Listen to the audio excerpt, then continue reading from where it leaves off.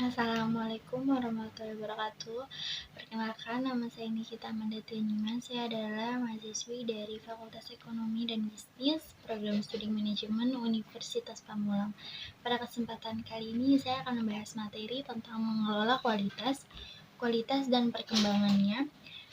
Materi ini merupakan salah satu materi yang ada di mata kuliah Manajemen Operasi yang diampu oleh dosen Bapak Prasetyo Kurniawan SEMM. Oke, selanjutnya kita langsung masuk ke materinya. Kualitas menurut para ahli, yang pertama adalah menurut Heiser dan Render, kualitas merupakan kemampuan suatu produk atau jasa dalam memenuhi kebutuhan pelanggan. Yang kedua, menurut Prawiro Sentono, kualitas adalah suatu kondisi fisik, sifat dan kegunaan suatu barang atau jasa yang dapat memberi kepuasan konsumen secara fisik maupun psikologi sesuai dengan nilai uang yang dikeluarkan. Yang terakhir, menurut Kotler, kualitas dapat diartikan sebagai keseluruhan ciri serta sifat dari suatu produk atau pelayanan yang berpengaruh pada kemampuannya untuk memuaskan kebutuhan yang dinyatakan atau yang tersirat.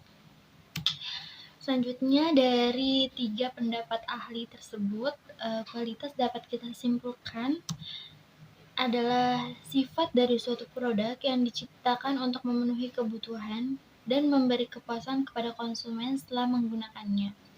Selanjutnya ada definisi kualitas dapat dibagi menjadi beberapa kategori. Yang pertama, kualitas berbasis pengguna. Biasanya di bidang pemasaran, kualitas produk atau jasa yang lebih tinggi itu berarti kinerjanya yang lebih baik. Selanjutnya ada kualitas berbasis manufaktur.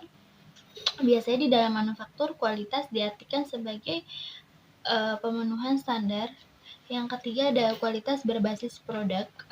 Pada kualitas berbasis produk ini memandang kualitas sebagai variabel yang presisi dan dapat dihitung. Selanjutnya ada manfaat mengelola kualitas, yaitu dapat membantu membangun strategi diferensiasi biaya yang relatif rendah dan respon yang cepat berhasil. Peningkatan kualitas membantu perusahaan meningkatkan penjualan dan mengurangi biaya yang kemudian akan meningkatkan keuntungan. Selanjutnya adalah pengaruh kualitas, ada 4. Yang pertama yaitu reputasi perusahaan. Dalam pengaruh di yang pertama, kualitas akan muncul sebagai persepsi tentang produk baru perusahaan, kebiasaan pekerjanya, dan hubungan pemasoknya. Yang kedua, ada kehandalan produk, yaitu di dalam hukum pengadilan terus berusaha menindaklanjuti atau menindak tegas organisasi yang merancang, memproduksi, atau mengedarkan produk atau jasa yang penggunaannya mengakibatkan kerusakan atau kecelakaan. Yang ketiga itu adalah biaya penaksiran. Biaya ini biasanya dikaitkan dengan proses evaluasi produk, proses, komponen, dan jasa. Yang terakhir ada keterlibatan global, yaitu kualitas adalah suatu perhatian internasional. Produk-produk perusahaan yang akan bersaing di pasar internasional harus memenuhi ekspektasi akan kualitasnya, desain, dan harganya yang secara global. Selanjutnya ada sejarah perkembangan manajemen kualitas. Pada periode awal di tahun 1920 sampai 1940, yang berbunyi manajemen kualitas fokusnya masih sebatas pada inspeksi atau pengawasan. Pandangan saat itu menyatakan bahwa bila inspeksi dilakukan dengan baik, maka hasil kerjanya akan baik juga, begitupun sebaliknya. Lalu ada periode kedua di tahun 1940 sampai di 1985. Manajemen kualitas pada periode awal hanya berfokus kepada inspeksi atau pengawasan. Namun ternyata dalam perkembangannya tidak lagi mampu mengatasi hal tentang persoalan yang terkait dengan kualitas. Selanjutnya, di periode ketiga di tahun 1985 sampai 1990, pada masa ini muncul kesadaran bahwa manajemen kualitas hanya akan efektif bila dilaksanakan secara komprehensif dan holistik. Yang keempat, yaitu di abad ke-20 sampai sekarang, perkembangan pesat di bidang teknologi informasi juga berimbas pada perkembangan pesat di bidang manajemen kualitas saat ini. Selanjutnya ada manajemen kualitas. Menurut Gaspers dalam Aryani di tahun 2008, manajemen kualitas dapat dikatakan sebagai semua aktivitas dari fungsi manajemen secara keseluruhan yang menentukan kebijaksanaan kualitas, tujuan, dan tanggung jawab, serta mengimplementasikannya melalui alat-alat manajemen kualitas. Yang selanjutnya ada etika dan manajemen kualitas, berbunyi bagi seorang manajer operasi memberikan produk dan jasa yang sehat, aman, dan berkualitas kepada pelanggan atau konsumennya merupakan salah satu pekerjaan dan etika yang terpenting di dalam suatu perusahaan. Selanjutnya ada tahapan manajemen kualitas. Yang pertama itu ada perencanaan kualitas.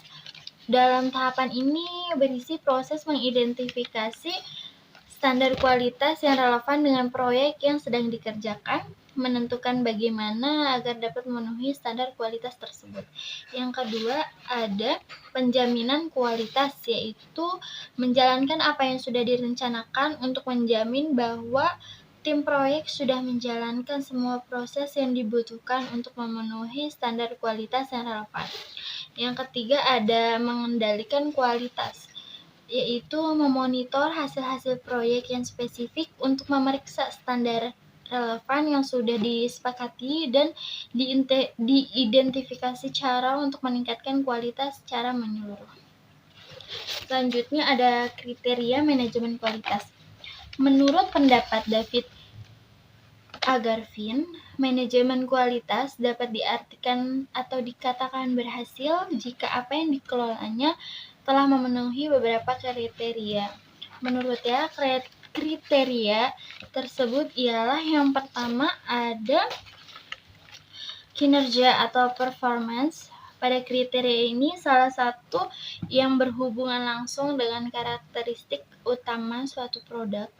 Selanjutnya ada fitur atau features, merupakan karakteristik pendukung pada suatu produk yang dapat menimbulkan kesan baik.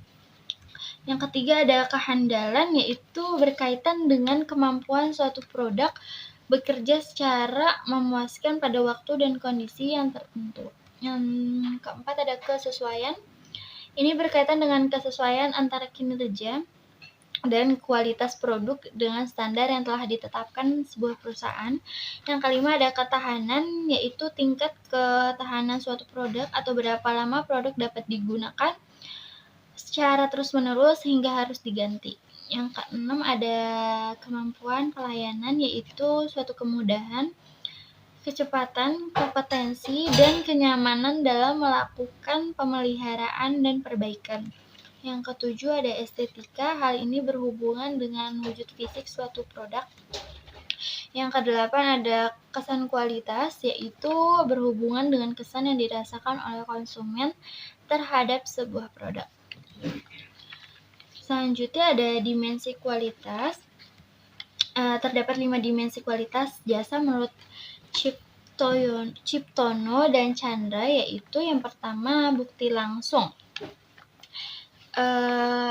Dimensi ini meliputi fasilitas fisik, peralatan, pegawai, dan berbagai materi komunikasi yang baik, menarik, dan terawat. Yang kedua ada empati, yaitu kesediaan karyawan dan pengusaha untuk lebih peduli memberikan perhatian secara pribadi kepada pelanggan.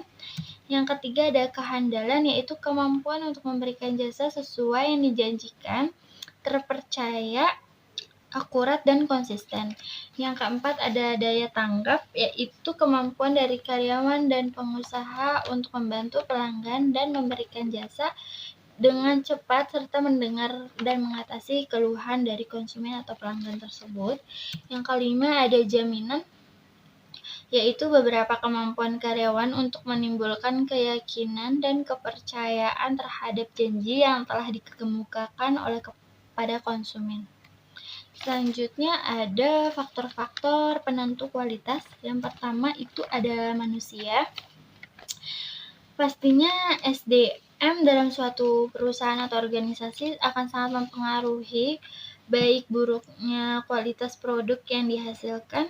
Itulah sebabnya setiap perusahaan harus memperhatikan aspek manusia. Yang kedua ada manajemen. Faktor ini sangat mempengaruhi mutu dari produk yang dihasilkan oleh sebuah perusahaan atau organisasi. Yang ketiga ada uang atau money. Pastinya setiap perusahaan harus memiliki uang sebagai modal awal untuk mendapat kualitas produk dan mempertahankan kualitas produk yang dihasilkan. Yang keempat ada bahan baku. Faktor ini digunakan untuk pengendalian mutu bahan baku yang berkualitas. Kelima, ada mesin dan peralatan.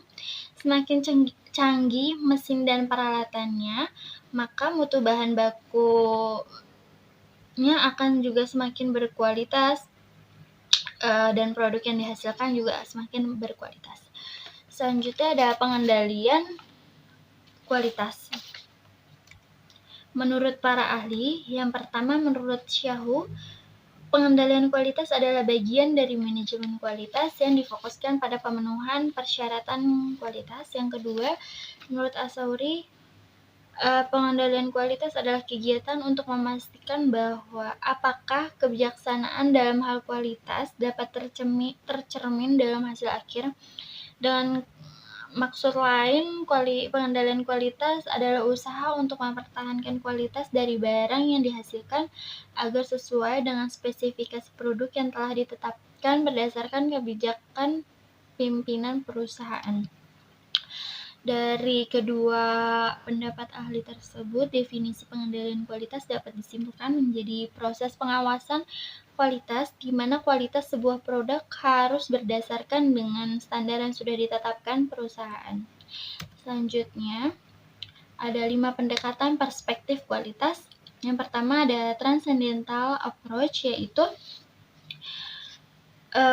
berkaitan dengan sesuatu yang dapat dirasakan tetapi sulit didefinisikan, yaitu pendekatan pada kualitas yang pertama ini. Yang kedua ada product based approach, yaitu dalam pendekatan ini kualitas adalah suatu karakteristik atau atribut yang dapat diukur.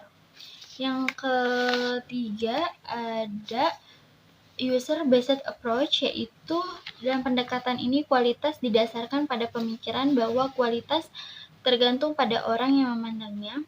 Selanjutnya yang keempat ada manufacturing based approach. Dalam pendekatan ini kualitas bersifat supply based atau dari sudut pandang produsennya.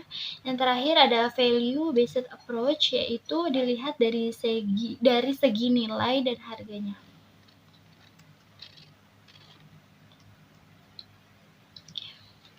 Baik, sekian presentasi materi dari saya. Kurang lebihnya saya mohon maaf. Assalamualaikum warahmatullahi wabarakatuh.